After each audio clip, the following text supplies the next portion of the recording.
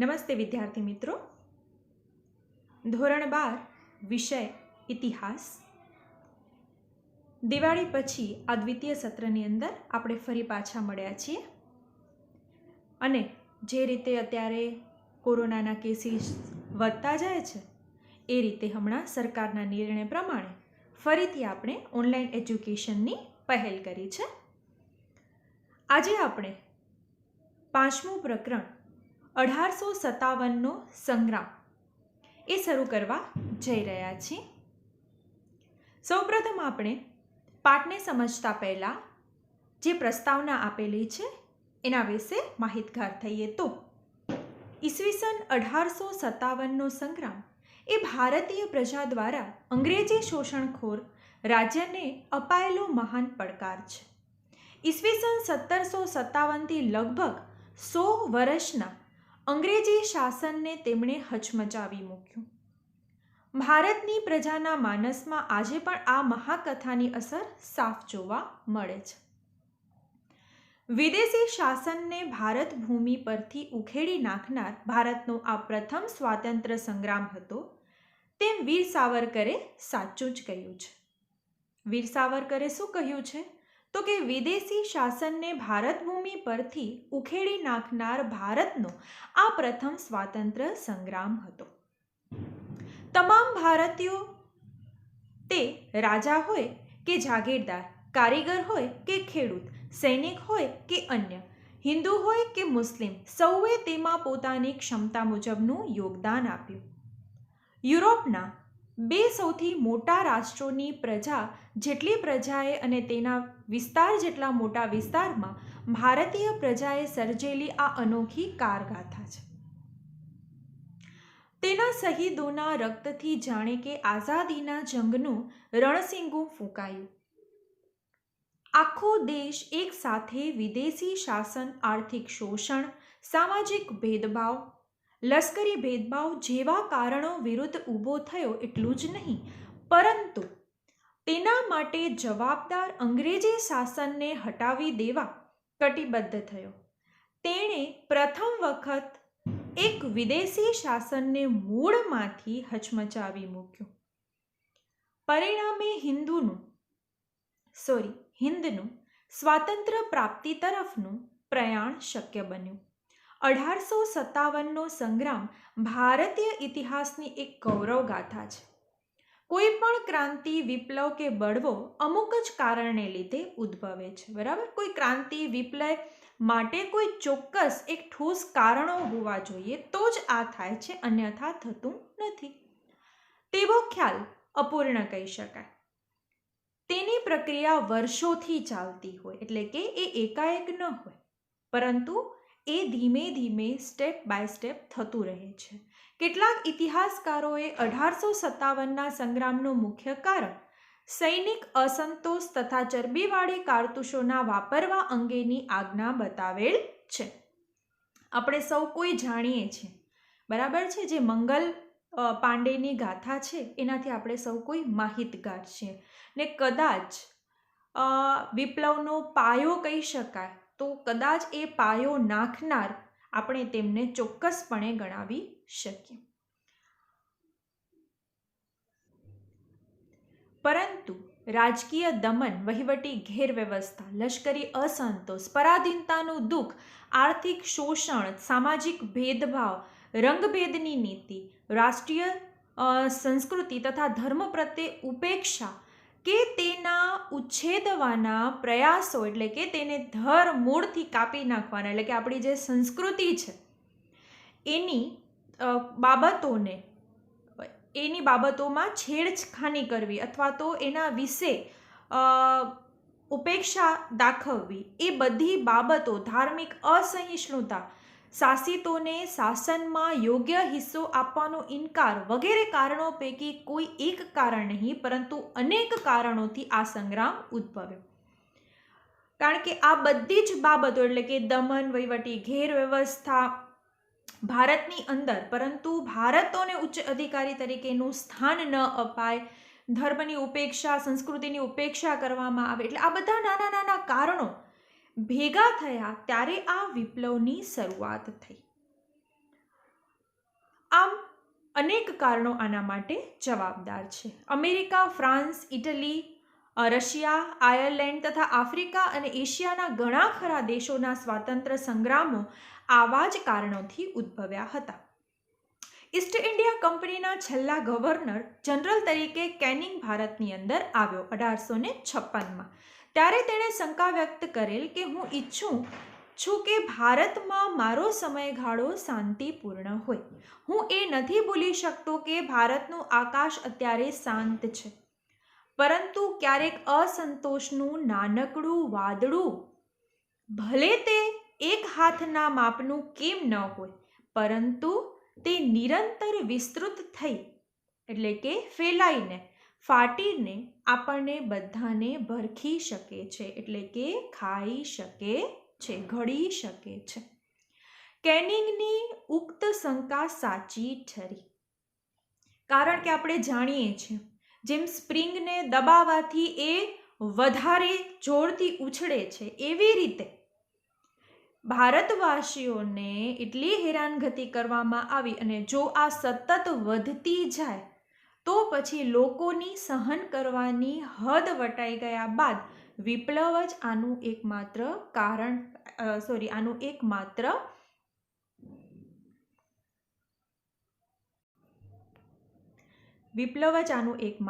પરિણામ હોઈ શકે છે.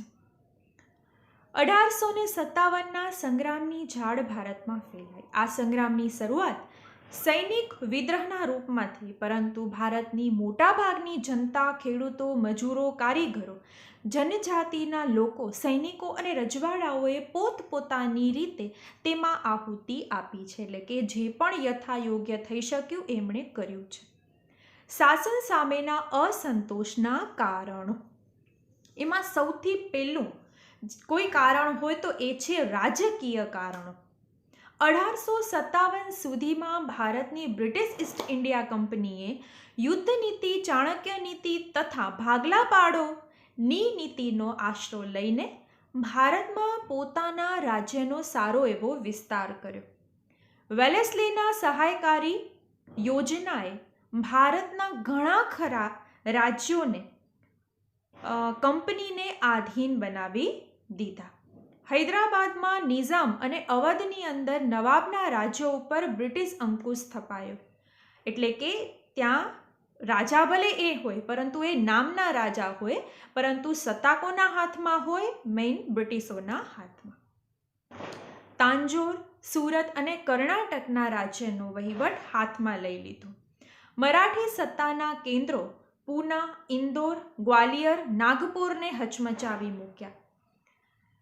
હેસ્ટિંગ્સે વેલેસ્લીનું વિસ્તારવાનું કાર્ય આગળ ધપાવ્યું. એની શરૂઆત વેલેસ્લીએ કરી હતી, પરંતુ હેસ્ટિંગ્સે ત્યારબાદ એને વધારે વેગવાન બનાવી અને એ વિસ્તારને સતત એમાં વધારો કર્યો.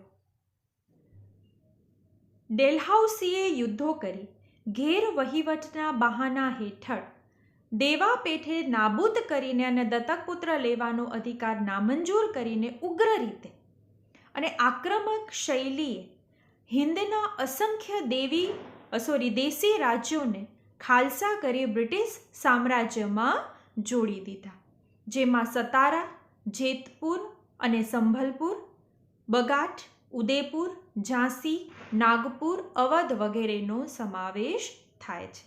આ બાબત આપણે જાણીએ જ છીએ કે ડેલહાઉસીએ શું કર્યું? જ્યાં યુદ્ધ કરવાનું હતું ત્યાં યુદ્ધ કરી, જ્યાં સમજાવટથી પતતું હતું ત્યાં સમજાવટ પતતું હોય ત્યાં પછી કોઈને વારસદાર નથી તો એ દત્તક પુત્ર છે એ ન ગણાવી અને એનું જે રાજ્ય છે એ ખાલસા કર્યું વગેરે. આવી બધી નીતિઓથી ગમે એ રીતે જેમ રાજા છે એ સમજે એ રીતે એને બ્રિટિશ સામ્રાજ્યની અંદર સામેલ કરતા ગયા. બાજીરાવ બીજાના દત્તક પુત્ર નાના સાહેબનું પેન્શન એટલે કે વર્ષાસન અને ઝાંસીની રાણી લક્ષ્મીબાઈને તેમના રાજ્યથી વિમુખ કરવામાં આવ્યા. આ ઉપરાંત ડેલહાઉસીએ ઇનામ કમિશન નિમી ઘણા જમીનદારોની જમીનોને જપ્ત કરી. આમ ડેલહાઉસીની ખાલસા નીતિએ રાજાઓ, જમીનદારો તથા લોકોના અસંતોષને પરાકાષ્ઠાએ પહોંચાડ્યો. આથી લોકોમાં એવી લાગણી દ્રઢ થઈ ગઈ કે રાજા મહારાજાઓની જો આવી દશા હોય તો સામાન્ય જનતાનું શું થશે? બરાબર, એટલે કે રાજકીય અસંતોષ. હવે છે વહીવટી ખામીઓ. કંપનીના શાસનમાં હિન્દુઓને એવું ખાસ આપવામાં આવેલ સ્થાન નહોતું, એટલે કે એમને પદ નહોતા આપવામાં આવ્યા, જેથી તેઓમાં કંપની પ્રત્યે વિશ્વાસ અને સંતોષની ભાવના ઉદ્ભવે. બરાબર. અંગ્રેજોએ તમામ ઊંચા હોદ્દાઓ પર હિન્દીઓને સ્થાને અંગ્રેજોને નિયુક્ત કર્યા. 1833ના ધારાની એક કલમ અનુસાર લાયકાતના ધોરણો હિન્દીઓને બઢતી આપવામાં નીતિનો પણ અમલ થયો ન હતો. આથી શિક્ષિત હિન્દીઓમાં નિરાશા વ્યાપી. અંગ્રેજોએ સ્થાપેલી વહીવટી વ્યવસ્થા લોકાભિમુખ ન હતી, એટલે કે લોકોને અભિમુખ રહીને કરવામાં નહોતી આવી. તે તેની સૌથી મોટી ખામી હતી. અંગ્રેજોની કડક મહેસૂલી નીતિ, બરાબર છે, એટલે કે હદથી ઉપરાંત મહેસૂલ કરને વસૂલ કરવાની નીતિ, સામાન્ય તથા ગરીબ વર્ગ પર નખાયેલા ભારે કરવેરા, ખર્ચાળ ન્યાય પદ્ધતિ, શિથિલ અને લાંચ રૂશ્વતખોર વહીવટ વગેરેએ પણ લોકોના અસંતોષમાં વધારો. શિથિલ એટલે કેવી રીતે કે દાખલા તરીકે તમને એમ કે ભાઈ અહીં રસ્તા બની જશે, પરંતુ એ માત્ર ખાલી મોઢાથી જ વાયદા અપાય, પરંતુ થતું કાંઈ જ નથી, એવી નીતિ. પોલીસ તંત્ર પણ મોટે ભાગે બિનકાર્યક્ષમ અને નિષ્ક્રિય હતું, એટલે કે કાંઈ ચોરી કે થઈ જાય તો એના માટે પોલીસ તંત્ર પણ કોઈ જવાબદાર અથવા તો ખોવાયેલી વસ્તુની શોધખોળ કરવામાં અસમર્થ હતું. આથી ભાગ્યે જ સાચો અપરાધી પકડાતો હતો. સરકાર જનકલ્યાણના કાર્ય માટે પોતાની જવાબદારી સ્વીકારતી ન હતી. આમ લોકોની પરેશાની વધતા 1857ના સંગ્રામની ભૂમિકા સર્જાઈ. ત્રીજી બાબત છે આર્થિક શોષણ. કંપનીની આર્થિક નીતિએ ભારતના વિદેશી વેપારનો નાશ કર્યો. ઇંગ્લેન્ડની ઔદ્યોગિક ક્રાંતિની અસર ભારતના વેપાર પર પડી. હવે ભારત ફક્ત કાચો માલ અને અનાજની નિકાસ કરનાર દેશ બન્યો. એટલે કે ભારત છે એ શું હતું તો કે હવે કાચો માલ અને અનાજની નિકાસ કરનારો જ દેશ બની રહ્યો.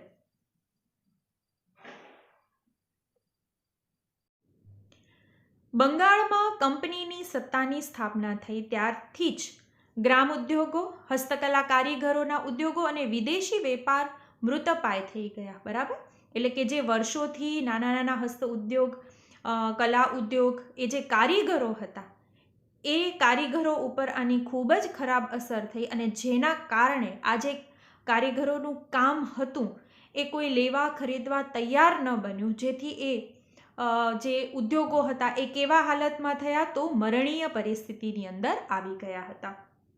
અંગ્રેજોએ ભારતને કાચો માલ પ્રાપ્ત કરવાનું સંસ્થાન તથા તૈયાર માલ વેચવાનું બજાર બનાવી દીધું હતું. તેથી ભારતની અઢળક ધન સંપત્તિ બહુધા ઇંગ્લેન્ડમાં ઘસડાઈ ગઈ હતી. તમે જાણતા હો કદાચ તો જ્યારે પણ કોઈ વસ્તુ બજારની અંદર આવે છે ત્યારે એ જેટલી કિંમત પર વેચાય છે એનાથી ઓછી કિંમતની અંદર એ વસ્તુ તૈયાર થયેલી હોય છે. બરાબર છે, એટલે કે જે કાચો માલ, જેને રો મટીરિયલ કહેવામાં આવે, એ સૌથી સસ્તું હોય છે, અને એના પછી એના ઉપર પ્રક્રિયા, જે પ્રકારની વસ્તુ છે, પ્રોડક્ટ છે, બનાવવામાં આવે એ પ્રકારની પ્રક્રિયા થાય છે અને બમણા ભાવે એ બજારની અંદર વેચાય છે, પરંતુ રો મટીરિયલ તો સાવ સસ્તું હોય છે. એટલે અહીં શું કર્યું અંગ્રેજોએ? ભારતમાંથી રો મટીરિયલ એટલે કે સસ્તું કરી અને બધું લઈ લીધું અને પછી એને મોટી કિંમતની અંદર વેચી, જેથી ભારત પર આની વિપરીત અસર થઈ અને આર્થિક પરિસ્થિતિ ખૂબ જ ખરાબ થવા લાગી. ઇંગ્લેન્ડથી ભારત આવતા કાપડ અને માલ ઉપર સરકાર નજીવી જકાત લેતી, જ્યારે ભારતથી ઇંગ્લેન્ડ જતા કાપડ અને માલ ઉપર ભારે જકાત વસૂલવામાં આવતી, જેના કારણે આર્થિક પરિસ્થિતિ ઉપર આની ખૂબ જ અસર થતી. આથી ઇંગ્લેન્ડનો માલ ભારતમાં સસ્તો પડવા લાગ્યો, જ્યારે ભારતમાં ઉત્પન્ન થતો માલ ભારતમાં જ મોંઘો પડવા લાગ્યો. પરિણામે ભારતના ઉદ્યોગ ધંધા પડી ભાંગ્યા. વેપાર અને ઉદ્યોગના કેન્દ્રો સમાન ઢાકા, મુર્શિદાબાદ, સુરત, મદુરાઈ વગેરે શહેરો તો બરબાદ થઈ ગયા. ખેતી, ઉદ્યોગ અને વેપારના નાશ સાથે હિન્દીઓને પોતાના દેશમાં જ મહત્વપૂર્ણ તથા નોકરીમાં ઊંચા પદથી વંચિત રાખવામાં આવ્યા. ભારતીય રજવાડાના નાશથી રાજદરબાર પણ બંધ થયો. નાગરિક અને સૈનિક નોકરીઓમાં પણ હિન્દીઓને યોગ્ય પદસ્થાન આપવામાં આવ્યું નહીં. ન્યાયતંત્રમાં તેઓ સામાન્ય પદ જ પ્રાપ્ત કરી શકતા. આથી બેરોજગારી અને ગરીબીનું આગમન થયું. વળી ઈસ્ટ ઇન્ડિયા કંપનીના સમયમાં 1801થી 1855 સુધીમાં ભારતમાં અવારનવાર દુકાળો પડ્યા, જેણે હિન્દીઓનું સામાજિક અને આર્થિક જીવન બદલી નાખ્યું. દુષ્કાળ પીડિતોને મદદ કરવા કંપનીએ કોઈ પ્રયત્ન કર્યો નહીં. હવે વાત કરીએ સામાજિક અને ધાર્મિક કારણોની. વિલિયમ બેન્ટિકના શાસનકાળ પછી હિન્દમાં ઝડપથી પાશ્ચાત્ય સુધારાઓના વાયરાઓ ફૂંકાવા લાગ્યા. આથી સદીઓ જૂના સમાજ વ્યવસ્થાના માળખામાં ભંગાણ પડવા લાગ્યું. કંપની શાસકોએ દાખલ કરેલા સમાજ સુધારાને ભારતનો રૂઢિચુસ્ત સમાજ ભય અને શંકાની નજરે જોતો હતો. અંગ્રેજ શાસકોના સતી પ્રથા, બાળ હત્યા તથા બાળલગ્ન પર પ્રતિબંધ મૂકતા કાયદાઓ તથા વિધવા વિવાહને કાયદેસર ગણતા કાયદાઓને ભારતમાં રૂઢિચુસ્ત સમાજે તેમની ધાર્મિક અને સામાજિક વ્યવસ્થામાં હસ્તક્ષેપના પગલાં તરીકે ગણાવ્યા. આ ઉપરાંત અંગ્રેજ સરકારના કેટલાક કાયદાઓ તો જાણે સનાતન ચાલી આવતી સમાજ વ્યવસ્થા પર વ્યવસ્થિત પ્રહાર કરવા માટે તથા હિન્દુ મુસ્લિમોને ખ્રિસ્તી ધર્મમાં વટલાવવા માટે જ કરવામાં આવ્યા હોય તેવું લાગતું હતું. ખ્રિસ્તી ધર્મ પ્રસારકો એટલે કે ખ્રિસ્તી ધર્મના પ્રસારકો અને પાદરીઓએ ભારતીયોના ધર્મ પરિવર્તન માટે મહત્વપૂર્ણ પ્રયત્નો કર્યા. હિન્દુ મુસલમાનો વિરુદ્ધ પ્રચાર કર્યો. ખ્રિસ્તી ધર્મ પ્રસારકો અને પાદરીઓને સરકારી રક્ષણ મળતું હતું. ઈસ્ટ ઇન્ડિયા કંપનીના અધ્યક્ષ R.D.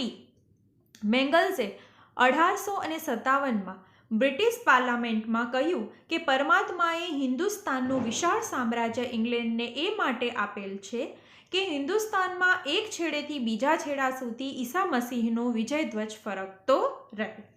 આપણા પૈકી દરેકે પોતાની પૂરી તાકાત આ કાર્યમાં લગાવવી જોઈએ, જેથી સમગ્ર ભારતમાં ખ્રિસ્તી ધર્મના પ્રચાર પ્રસાર માટે કોઈ પણ પ્રકારની થોડી પણ ઢીલ ન આવે. ધર્મ પરિવર્તન માટે હવે પોલીસનો સહયોગ લેવામાં આવતો. સેનામાં સરકારી ખર્ચે પાદરી રાખીને ખ્રિસ્તી ધર્મનો પ્રસાર અને ધર્મ પરિવર્તન થતા. સૈનિક છાવણીઓમાં ખ્રિસ્તી બનાવવાનું સાહિત્ય વિતરણ થવા લાગ્યું. રિલિજિયસ ડિસ્ટેબ્લિશ એક્ટ 1850ના કાયદાઓ ખ્રિસ્તી થઈ ગયેલા હિન્દુ કે મુસ્લિમને પૈતૃક મિલકતમાં હિસ્સો મેળવવા માટે હકદાર ઠેરવ્યો. એટલે કે એને વારસદાર તરીકેનો હક મળી શકે. એ પૂર્વે પરંપરાગત નિયમ પ્રમાણે ધર્માંતર કરેલ વ્યક્તિને વારસ હક મળતો નહીં, જેથી હિન્દુ તથા મુસલમાનોની સરકારની ધાર્મિક નીતિ પ્રત્યે શંકા વધારે દ્રઢ થઈ ગઈ. આગ્રામાં એવું ફરમાન બહાર પાડવામાં આવ્યું કે દરેક હિન્દીએ અંગ્રેજને સલામ ભરવી. જો તેમ ન કરવામાં આવે તો તેમ કરવામાં તે નિષ્ફળ જાય તો તે દંડ કે સજાને પાત્ર ગણાતો. જો એ સલામ ન ભરે તો એને દંડ અથવા તો સજા થતી. અંગ્રેજો અવારનવાર હિન્દીઓ સાથે તુમાખી ભર્યું વર્તન કરતા અને તેમનો તિરસ્કાર કરતા. એટલે કે એમની જરા પણ કોઈ પણ પ્રકારની દરકાર લેતા નહીં અને તિરસ્કાર જેવો ભાવ એના તરફ રાખતા.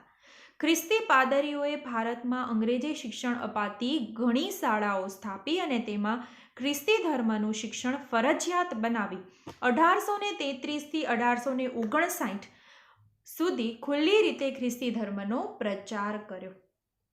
માત્ર શાળાઓમાં જ નહીં પરંતુ જેલ, લશ્કરી મથકો, સરકારી કચેરીઓ વગેરેમાં પણ ખ્રિસ્તી ધર્મનો પ્રચાર કરવામાં આવતો. અને આજે પણ આપણે ઘણી જગ્યાએ જોઈએ તો આ વસ્તુ આપણને જોવા મળતી હોય છે. ખાસ કરીને પબ્લિક સ્કૂલ કે વગેરે આ બધું છે એ બ્રિટિશરોની જ દેન છે. ધાર્મિક ભાવનાને ગંભીર ઠેસ ત્યારે પહોંચી જ્યારે કંપની સરકારે મંદિરો અને મસ્જિદોની મિલકત પર કર નાખ્યો. આ પહેલા ભારતીય શાસકો દ્વારા ધાર્મિક સંસ્થાઓને કર મુક્તિનો લાભ આપવામાં આવ્યો હતો કે ત્યાંથી કોઈ પણ કર વસૂલાતું ન હતું. અનેક હિન્દુ અને મુસ્લિમ કુટુંબનો જીવન નિર્વાહ મંદિર મસ્જિદના જમીનની આવક પર નિર્ભર હતો.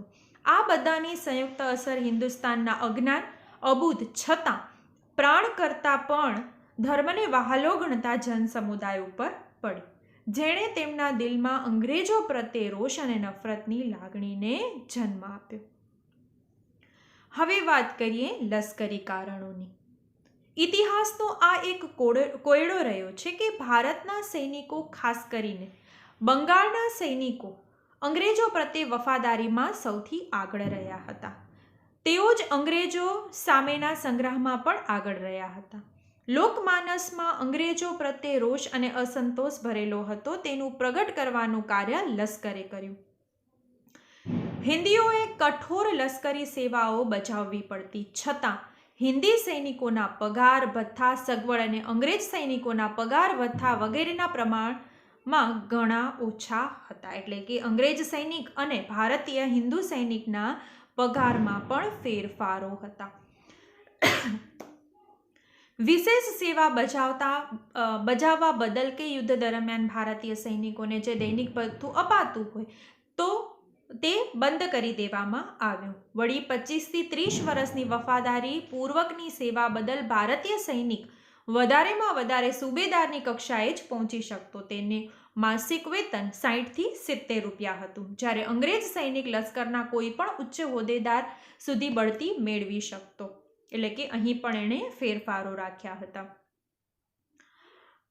વિશેષમાં અંગ્રેજ અધિકારીઓનું હિન્દુ પ્રત્યેનું વર્તન ઘણું તુમાખી ભર્યું અને તોછડું હતું. અવધને અંગ્રેજ રાજ્યમાં ભેળવી દીધું. ક્યારે? 1856ની અંદર. બંગાળમાં સૈનિકોમાં મોટાભાગના અવધના સૈનિકો હતા. આથી તેઓમાં અસંતોષની લાગણી ફેલાઈ હતી. લશ્કરની બેરેકમાં સમૂહ ભોજન, જેને મેસ કહેવામાં આવે છે, એ પ્રથા તેમના છૂતાછૂત અને વટાળના નિયમોનો ભંગ કરતી હતી. જુઓ, છૂઆછૂતની પ્રથા પણ ક્યાંક ને ક્યાંક અહીંથી જ શરૂ થઈ છે. ભારતીય સૈનિકોએ તિલક કરવા, દાઢી રાખવા અને ખાસ પ્રકારની પાઘડી બાંધવા પર પ્રતિબંધ ફરમાવ્યો હતો. ગવર્નર જનરલ કેનિંગે બંગાળના લશ્કર માટે સામાન્ય સેના ભરતી અધિનિયમ જનરલ એનાલિસમેન્ટ એક્ટ 1856 દાખલ કર્યો, જે અનુસાર નવા ભરતી થનાર પોતે હિન્દમાં કે હિન્દ બહારે ગમે ત્યાં લડવા જવા ખુશી છે તે પ્રકારની બાહેંધરી આપવી પડતી. એ વખતે લોકમાન્યતા મુજબ સમુદ્ર પાર કરવાથી તેમનો ધર્મ નષ્ટ થયેલો ગણાતો હતો. એટલે કે એક પ્રથા પ્રમાણે કે જ્યારે નવા ભરતી થયેલા હિન્દુ કે હિન્દ બહારે ગમે ત્યાં લડવા માટે એ લોકો જાય છે, એના માટેની જે ખુશી છે તો એના માટેની બાહેંધરી આપવી પડતી. અને એ વખતે એટલે કે સમયની અંદર લોકમાન્યતા એવી હતી કે સમુદ્ર પાર કરવાથી એમનો ધર્મ છે એ નષ્ટ થઈ જશે. કેટલાક યુદ્ધોમાં અંગ્રેજ સેનાની ભારે હાર થઈ હતી. ઉદાહરણ રૂપે પ્રથમ અફઘાન વિગ્રહ, જે 1838થી અને 1842માં અંગ્રેજોની ભૂંડી હાર થઈ. પંજાબ સંઘર્ષ, જે 1848થી 1849માં પણ અંગ્રેજોને ભારે નુકસાન વેઠવું પડ્યું હતું. આથી હિન્દી સૈનિકોમાં અતૂટ આત્મવિશ્વાસ પેદા થયો કે અંગ્રેજો અજેય નથી, એટલે કે એમને પણ હરાવી શકાય છે. આમ ઊભા થયેલા લશ્કરી અસંતોષ અને માન્યતાઓએ હિન્દી સૈનિકોને સંગ્રામ પ્રતિ પ્રેર્યા. કારણ કે જ્યારે પણ આ લોકોએ અંગ્રેજોએ આવું કર્યું હતું, એટલે કે સમુદ્ર પાર કરીને બીજી જગ્યાએ ગયા હતા અને લડ્યા હતા અને હાર થઈ હતી, તો એ જે માન્યતા છે એ વધુ ને વધુ હિન્દુઓમાં દ્રઢ થતી ગઈ અને જેના પરિણામે ક્યાંક ને ક્યાંક આ સંગ્રહનો ઉદ્ભવ પણ થયો હતો. અન્ય કારણોની વાત કરીએ તો પ્લાસીના યુદ્ધ, જે જૂનમાં 1757ને 100 વર્ષ પૂરા થયા હતા, એવી આગાહી કરવામાં આવી હતી કે ભારતમાં કંપનીનું રાજ્ય 100 વર્ષ સુધી ટકવાનું છે અને મુદત પૂરી થતાં તે નાશ પામશે. 1857ના મે માસમાં 100 વર્ષ પૂરા થતા હતા. આ માન્યતાએ 1857ના સંગ્રામ કાર્યોને પ્રેરણા આપી. આ સમયગાળા દરમિયાન ઇટાલી, ગ્રીસ, બેલ્જિયમ વગેરે દેશોમાં સ્વાધીનતા માટેની લડતો થઈ. એમાંથી પણ હિન્દીઓને પ્રેરણા મળી કે બધા પોતાના હક માટે લડે છે તો આપણે પણ ચોક્કસપણે લડવું જોઈએ.